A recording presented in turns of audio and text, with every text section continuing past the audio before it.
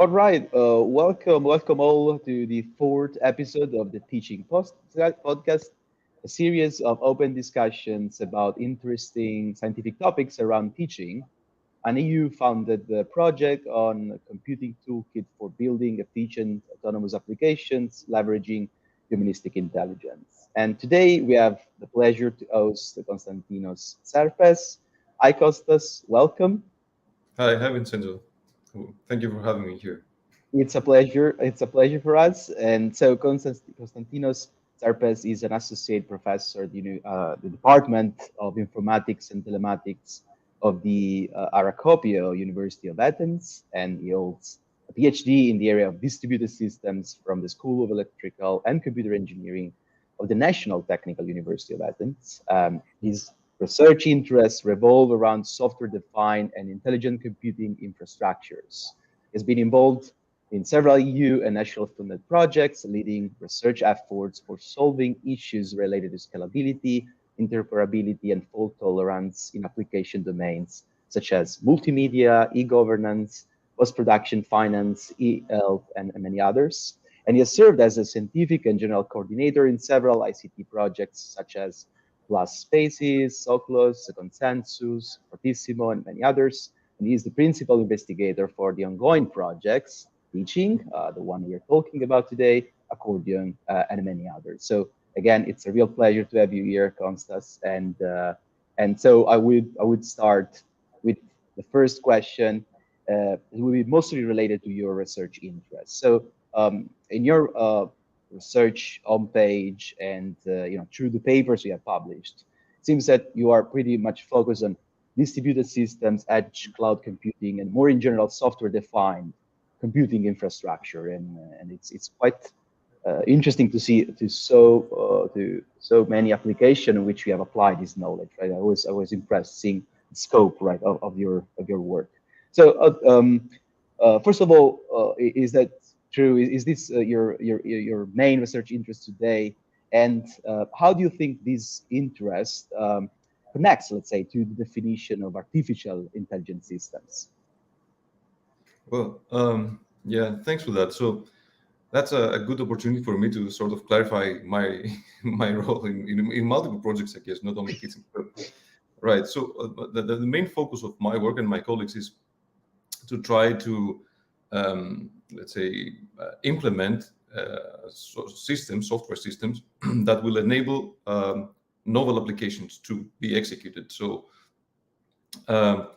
that's a main point. So the thing is that towards the last, I don't know, 10 years, we found out that these novel applications are basically AI based. So everything revolves around AI anyway, right now. So in order to be able to develop such systems that can support the execution of AI-based applications, we need to first understand what AI is about. So in our way there, we realized that there were certain concepts that we couldn't even take into consideration in the systems that we were building. Now, what we generally try to do is not necessarily, provide a system that can host an AI application, but rather, which is very, very much tailored to the particular needs of the end users, but rather provide a class of applications, right? So we're trying to develop generic such platforms. Now, in the case of AI, this became quite interesting. And the fact that we can AI enhance, let's say, the application itself in order to support the platform, AI enhance, the platform itself in order to support applications, allowed us to somehow enlarge, let's say, the scope of the class of the applications that we can support. So that was a kind of very interesting tool that we could use. But at the same time, truth being told, we're using AI rather than actually contributing into that. So this is the kind of relationship that me and many of my co-workers have with AI. I think that should be the sort of story that I would like to put forth. Yeah, absolutely. So it is interesting here to note because I think it's a very relevant discussion point that you're saying, if I understood correctly, that you see AI as something that is somehow detached from the other, let's say, the part of the infrastructure that would allow to the to have interesting applications in computer science in general. Uh, so do you? I think that many people are starting to consider, let's say. The other approach is also related historically to computer science as part instead of an AI, let's say, unicum. So do you have the same vision, or do you think this is not correct somehow? Well, so the thing is that well, the way at least I see AI is basically black box, which creates a very interesting analogy if you think about how AI sees problems, which is a black box. So I'm seeing a black box within a black box. But anyway, I mean that's just a joke. Yeah, But anyway, it's a sort of a tool that we're trying to bring into various places into the underlying infrastructure and the platform on top of it, making it intelligent and allowing uh, the support of more applications and the enablement of more applications that otherwise would not be really there. yeah, So along this way, we're also considering things, I don't know, like energy efficiency, cost optimizations, and stuff like that, which always, add some sort of interesting twist, let's say, in this story. Which again, it might be, AI might be again a kind of a way to approach it. So yeah, yeah, that's quite interesting though, because it allows us to at least see the extent to which AI can really help, can really make an impact into the software systems that we're building. And this of course on its own might be a separate direction that one can follow. One that we're actually following in teaching, by the way. yeah. Yeah, talking about the teaching, that again, this is mostly focused on trying to define a computing toolkit and platform for distributed agents. So it is indeed putting together these two different aspects: so an infrastructure, computing infrastructure, and some AI functionalities. Mhm, mhm. So what is your role within teaching? Right. So in teaching, my role is to specify and provide a proof of concept implementation of such a platform. A platform that allows the execution of a certain type or a certain class of applications. So these applications are AI enabled. They are definitely AI enabled, and they have a very very peculiar, from where I stand, characteristic, kind of dominant characteristic, and that is this kind of, I'm calling it, and I'll try to explain it later on, a double feedback loop. So you have on one hand you have it's based on this human in the loop concept, but with a little bit with a small twist, let's say, in this story. So on one hand you have the user, on the other hand you have the AI system, and the user is trying to affect the AI system or to improve its operation or to tailor the operation on the particular Yeah, needs of the human. And that's one feedback, let's say, direction. But on the other hand, you have an AI system that is actually affecting the human, um, the humans themselves. And in a way, you have one way, in one direction you have the human trying to affect the system, and the other direction you have the system trying to affect the human. That really makes things very very complex. Um, and these are the kind of the teaching applications that our platform has to support. They have this kind of dominant characteristic. Um, so the role is to try to figure out a way that, you know we need to create such a platform that can support a large number of such applications that have this particular characteristic. This is dual feedback loop concept. Uh, so yeah, so the role is in the architecture and the implementation in a way of such a general purpose platform, at least a proof of concept implementation of that. yeah, absolutely. So I really love this aspect actually of teaching, that is trying to design systems that naturally say consider the human into the loop. So that's, I think, quite important, and even an unicum, let's say, of teaching that is trying to push forward. And so, according to Wikipedia, so the other day I was looking at it. So, in the World University Rankings of 2022, the Aracopio University of Athens was ranked among the best universities, actually the best university in Greece. So that's quite amusing. So, how does Aracopio University expertise and background fit into this project you were describing before? Okay, so first of all, all these rankings they should be taken with a bit of salt, right? So the Yeah, method we're using sometimes, they're always subjective. But I yeah. mean, other than that, I mean, we're sort of proud for that in a way. And from where I stand, I have spent time in multiple Greek universities, really. And the thing that I can say that the strength of Haracopia University is the fact that the various departments, they kind of intertwine, they're working together. Sometimes instead of having a small university with multiple departments, you actually have one big department and a multidisciplinary department. And our university, I mean, our department, sorry, the informatics department is in a very strategic position because most of the time it acts as a glue. So it provides tools so you can put together data and science from one um, one field of science to the other. So this is the kind of strength that I think that this kind of ranking shows. This is something that I haven't seen anywhere else, where the departments are most of the times like isolated, things like that. This is not the case here. And what is interesting is that we have the other departments are mostly working on the medical, let's say, scientific field or the health scientific field.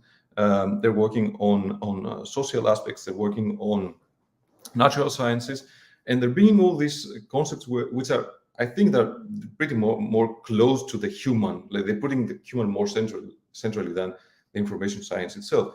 That allows us to see aspects in this human-centered AI in a bit of different way, in the sense that we can see the impact the AI has on humans from a political, societal, economical, or even health, let's say, point of view. Something that provides us a sort of lens to see things a bit differently than, I'd say, other let's say, scientific groups or research groups. I think that's the sort of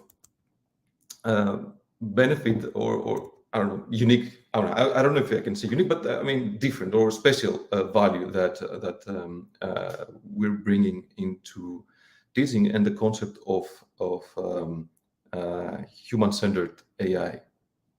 Yeah, absolutely. I totally agree with you. It's kind of difficult to find these centers that would bring together different aspects of science and being able to actually make them work together. But I've seen that actually the university is still public, right, in Greece, but do you see other centers that are somehow structured in the same way, or is it like a unique, really something peculiar and special about your own university in Greece?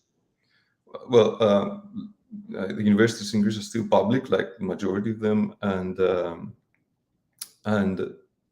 the thing is that most of the universities are in Greece. They have a sort of different mentality in that sense, or Yeah. well, to put it right, our university has a different mentality than the majority, right? So we are sort of outliers. That's because it's a pretty recently established university, Okay, good. and it's sort of small. So it was created based on principles and experience, and on a sort of mindset that was very specific into nurturing uh, uh, this kind of multidisciplinarity and putting together people. Yeah. Well, in the beginning, to be entirely honest, it was a sort of matter of surviving, right? So we need, otherwise we wouldn't be able to survive. No, no, Now but it's a culture. Yeah. yeah, no, but I'm quite, let's say, surprised. Let's say, but this. idea that indeed, if a university, so we are used to this concept that the universities are very old, right? And they have started very long time, and so it makes sense that the culture within them, it's very difficult to change, right? So Hmm. so sometimes being able to start from scratch is useful, and maybe can bring to noble organizations, and that are more apt to change, and can have, for example, this new attitude that I think is very beneficial. So that's just a consideration. So far, it seems that it pays off, but I mean, Yeah. we have to see in the near future what's going to happen. Yeah. Yeah. Okay, so let's move to the next question. So what are the main scientific challenges, right, that you're facing within the teaching project? Oh, yeah. Well, so one thing is that I guess I would start with the one that I mentioned earlier. So in this kind of dual feedback loop, you get all sorts of uncertainties being infused into the way that the AI system operates. And the AI people, like I guess yourself, you know this kind of phenomenon. You have a name for it. You're calling it catastrophic forgetting and stuff like that. So, but we're trying to deal with that problem from an engineering point of view, right?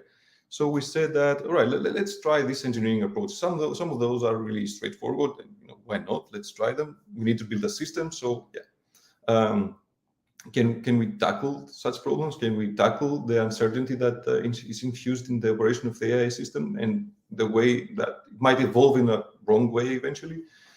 And by doing so, we came up across, we faced a lot of really challenges, and the most important one is that by doing so, we realized that it was really had an impact on other non-functional requirements. So on one hand, you're trying to deal with the part of reliability, I guess, of the system, or dependability. And on the other hand, you need to make sure that the system is still secure, it's still adaptable, it's still I don't know, safe. It still has a certain performance requirement that it needs to meet. All right. So by bringing in this, or bringing in those engineering approaches and try to make sure that there will be no catastrophic forgetting or things like that, we realize that we're really messing with the other non-functional requirements. So we have multiple objectives now, and we're trying to figure out how to balance them. So it's a multi-criteria optimization problem. So it somehow the problem explodes right now, and but the main question, and I think in your world, in the AI world, is very much relevant, and it wasn't that relevant to us, but now it is. Now we're starting to understand it. Is that okay? If it is a multi-objective optimization problem, then what is an optimal solution? How do you define optimality, right? Especially when parameters like I don't know, safety come into play. Okay, so how do you define optimality? What do you sacrifice in order to have the system being safe? And what does it take? And I understand that sort of, so I started with a sort of down to earth problem, and now it exploded to a more philosophical question. But I'm just trying to say how we eventually came up to understand things that you were saying all along the beginning, that perhaps AI is not a matter of technical feasibility, but rather other things that you need to be able to answer first. So I think that would summarize the challenges that we're coming across, in a bottom-up way, I would say. Yeah, absolutely. I totally agree with you. And so a follow-up question would be: do you think that it is feasible, let's say, to reach an optimal, let's say, solution that would somehow satisfy all these different dimensions that we would like to tackle, or we need to maybe remove some of those? And what are your thoughts about this? Well, currently we're trying to set up a testbed to try to experiment with that. But Yeah, right. again, there are questions there that are not sure how to answer. I mean, we can go for Pareto optimality, right? So that's one way we can do it. But then someone that might be using the system might come and say that you took an entirely wrong decision at the entirely wrong moment. So yeah, we're testing it, and the point is just to, exactly because it's not possible to really answer this question, or what we're trying to do is to add some evidence that eventually will lead not necessarily us, but also other scientists to have a more informed decision to make. So that's the kind of thing that we're trying to do. So indeed, at some point, we might come up to the conclusion that we cannot do that, but at least we need to provide the evidence that why we cannot do that. Yeah, absolutely. So providing at least some evidence and the maybe instruments, right? So some tools that Yes, maybe others can use, mhm, right, exactly. to do to expand this investigation. That's totally fair. So, can you give us an overview, let's say, on the current efforts? And because I know that teaching is somehow in the middle of its development, right? So, can you give us an overview of what you're currently doing, and maybe what you have done in the previous years since the project started? Right, sure. So currently, what we're doing is that we have created this platform, this teaching platform that is meant to support applications that are having this dual loop, feedback loop concept. The idea is that this platform should support a large number of such applications. So what we're trying to do now is we're defining such applications, like use case scenarios for us. Each use case scenario is such a teaching application, as we call it. Um, Eventually, we're trying to set up a data workflow, and on top of a very specific hardware board. So this is it's an IMX8 board. So it's a system of on chip, right? It has it's an ARM-based architecture. It has all the bells and whistles that you need to attach sensors and actuators on top of that and being able to control it. It should be operating in a low-powered environment, but it has its own particularities. So what we do need to do is to test all those applications in that, and along the way, as we test one application after the other, to modify the teaching platform that we have developed, and try to accommodate all the needs of every single teaching application. So that's the kind of thing that we're currently doing, and in the next steps, apart from testing those applications, we need to start, toying with these non-functional requirements that I mentioned earlier, and this multi-objective optimization problem. So we need to start seeing how, I don't know, achieving your goals in security really affects performance, or how performance affects safety and whatever. So we do have a set of experiments in mind to set up, try to provide the evidence that I mentioned earlier. This is the current work that we're doing right now. Yeah, I think that summarizes it. Yeah. Yeah, absolutely. The second part of the question was instant. What you have done in the previous years, and what we have accomplished somehow so far. Yeah, really good one. Yeah, so in the previous years, the things that we were trying to do is to, first of all, understand what are the requirements from such applications, right? We needed to figure out what the platform needs to do in order to meet those applications. So we spent quite some time to try to define that, and try to somehow model, sort of, the teaching applications themselves. Along the way, with a lot of help from you, of course, and all the other people that were involved, the teaching application, was sort of modeled. It was some instantiation happened that gave us concrete examples of what needs to be done. So that gave us a kind of so a great push, let's say, to eventually find out what it is that we need to implement and how to implement it. So from a from my perspective, let's say, this was the main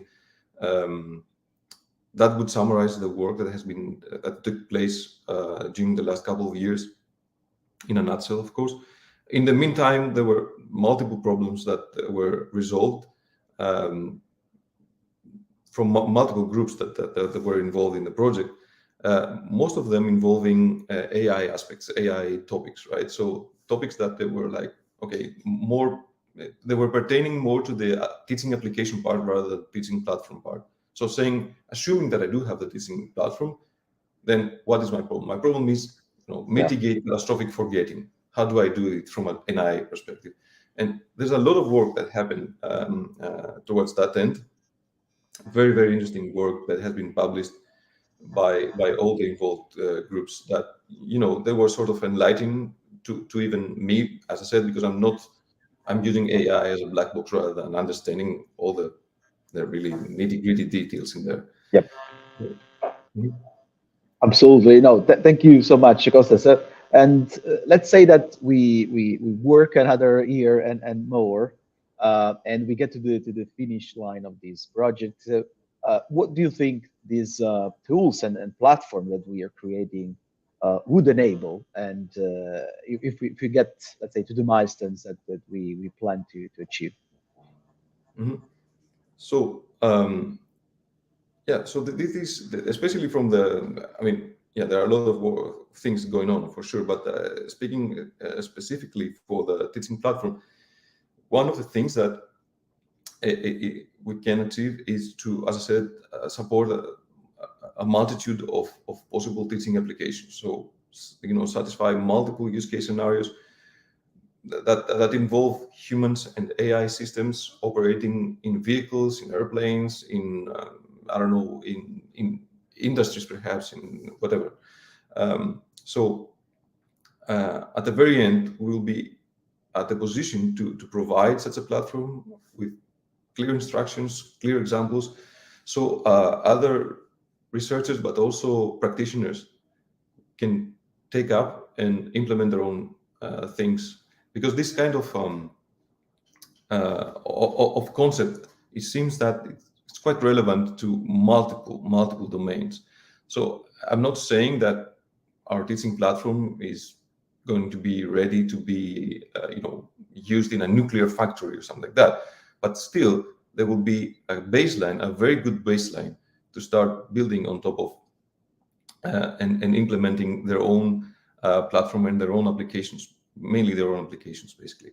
And considering that the work is essentially is open source, this creates provides a kind of competitive advantage into whatever a solution exists out there that could do similar things.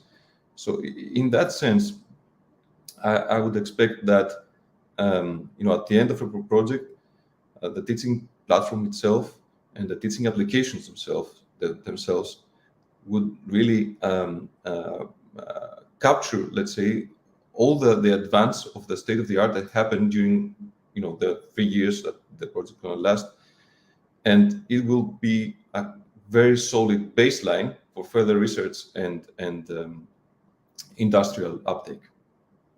That's really interesting, Costas. I think that indeed trying to have like a modular, flexible computational toolkit, putting the human at the center, and being able to tackle different domains applications would be very interesting, especially if we can provide um, these tool, with all the necessary utils, for let's say and developers and users, right? To easily integrate these into their own projects. So that's really cool. And so I think with this we can conclude our episode today with respect to the podcast series that we are putting together for the teaching project. I'd like to thank you so much for your time, Costas, and for Thank you your very much. great insights. Thank I'd you. like also to thank Eleftheria that is working with us in the back office to make this possible.